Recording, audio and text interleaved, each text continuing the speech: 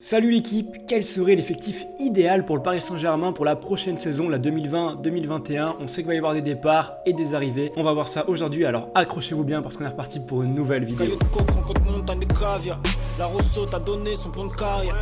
Je les pèse, je les poisse comme Tim Maria. Et oui, le ravage du temps fait des dégâts et malheureusement, certains joueurs vieux vont devoir finir leur carrière ou même quitter le club et la finir dans un plus petit club. C'est triste mais c'est la vie et c'est pourquoi on va devoir recruter. Dans cette vidéo, je vous propose donc mon équipe du Paris Saint-Germain réaliste, c'est-à-dire que je vais pas recruter durant le mercato Messi, Ronaldo, Maradona, t'as capté, genre ça va être un truc crédible qui peut vraiment arriver et ce serait moi le truc que je préférerais pour tenir une équipe stable avec des dépenses qui s'équilibrent, c'est-à-dire qu'on va faire des ventes et également de bonnes arrivées. Également, il n'est pas seulement question d'équipe mais d'effectifs. À chaque personne du 11, on lui assignera une autre personne qui peut prendre sa place en cas de blessure ou de pépin. Et enfin, avant de démarrer, dernière petite précision, mon système est un 4-4-2 et donc même si tu vois par exemple Mbappé se blesse, on repasse pas en 4-3-3. Le 4-4-2, on a vu que fallait pas le changer. Quand tu le changes, les joueurs sont parfois paumés. À voir le match contre Dortmund en Allemagne, c'était pas vraiment ça. Donc c'est un 4-4-2 et on est parti. Au goal, évidemment, Navas. Pour le secondé, il y a Areola qui va revenir et il y aura également Rico qui devrait normalement rester. Rico est pas mauvais, mais je préfère quand même prendre Areola. Il va peut-être pouvoir s'imposer en équipe de France en plus prochainement. Areola, peut-être qu'il peut devenir un grand gardien. Il a seulement 26 ans, il a encore du temps devant lui. C'est pour ça que je préfère le conserver donc lui. En défense centrale, là, ça va beaucoup bouger parce que Thiago Silva, moi je veux qu'il parte. Il a fait une grande carrière, il a fait de belles saisons de Paris Saint-Germain. Thiago Silva a un salaire qui est énorme, il est payé plus d'1 million d'euros par mois, 14 millions à l'année, c'est énorme. Et qu'il termine sa carrière, ça nous permettrait de nous libérer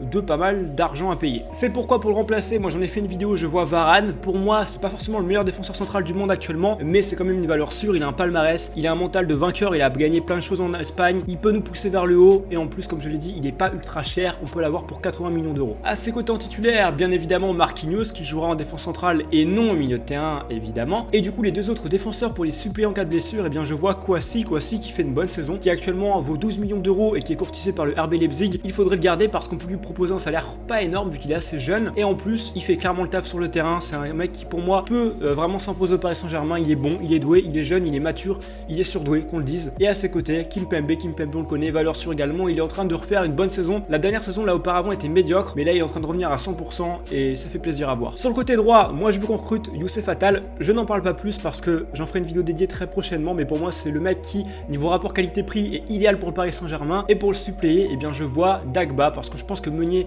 va partir. Il aura apparemment plus déjà signé à Dortmund et de même Kerrer, je ne suis pas fan.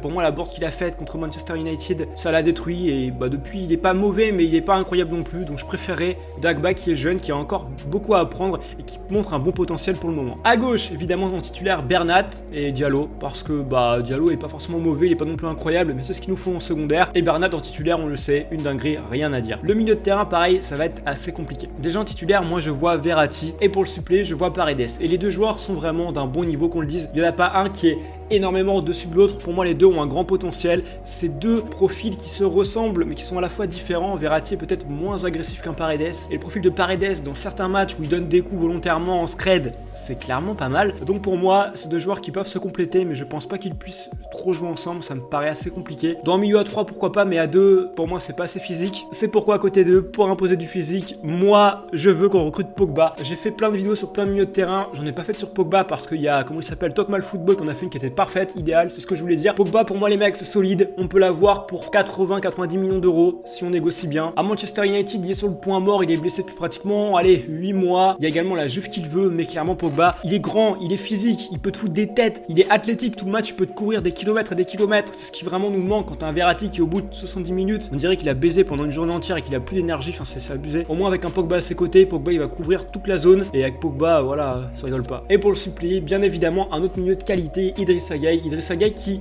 se fait vieux, il a 31 ans, donc c'est pour ça que moi j'aimerais recruter Pogba qui est un peu plus jeune. Ça préparait l'avenir et en plus qu'on se le dise, même si les deux sont de très grands joueurs, Pogba est pour moi quand même légèrement au-dessus de Gueye. En attaque, alors là ça va être un sacré bordel. Bon, son côté gauche, Neymar. Et pour le suppléer, si Neymar n'est pas là, j'aimerais qu'on mette Mbappé. Il n'y a pas grand chose à dire, que ce soit le titulaire ou le remplaçant. Bon, c'est deux joueurs qui sont plutôt pas mauvais, il me semble. En avant-centre numéro 1 du côté des Neymar, bien évidemment Mbappé. Et si un jour Mbappé est pas là, j'en ai parlé juste hier, Mouinga qui est un jeune de 18 ans qui joue actuellement en U19 et qui fait de bonnes performances. Je pense vraiment qu'il peut s'imposer et qu'il faudrait pas le brider, qu'on doit lui laisser sa chance au Paris Saint-Germain. On a un système qui demande 2 avant avant-centre, c'est un mec qui est jeune, qui en plus peut faire des replis défensifs. Il va avoir envie de se mouiller pour le maillot et vraiment de montrer que offensivement comme défensivement, il est là. Je pense vraiment qu'il faut lui donner sa chance plutôt qu'à un Choupo-Moting qui n'est pas un joueur incroyable et qui quand même sur une fin de carrière, il est assez vieux. Et au lieu de recruter encore un avant-centre incroyable, on a ce qu'il faut en termes d'armada offensive. Je pense qu'en remplaçant, il fait parfaitement l'affaire. Ne le bridons pas et laissons-lui sa chance. À côté de lui, moi je vois Icardi parce que Cavani, je pense qu'il va partir. Il y a aujourd'hui le directeur sportif des Boca Juniors qui a affirmé que Cavani voulait finir sa carrière au Boca. Je pense qu'il va aller là-bas parce qu'il sent qu'au Paris Saint-Germain à 34 ans, il va galérer à titulaire. Il a fait une grande carrière, il a fait de grandes saisons au Paris Saint-Germain, mais pour moi, c'est fini. Et pareil, il faut le vendre. Il a une masse salariale qui est importante. Il risque d'être sur le banc et être payé à rien faire en fait. Ça nous permettrait d'avoir plus d'argent pour payer mieux d'autres joueurs qui eux sont titulaires. Et je pense vraiment que malgré que Cavani soit un grand nom du Paris Saint-Germain, il a fait son temps et il est temps pour lui de partir. Pour seconder Icardi, quand il est pas là, moi je vois Sarabia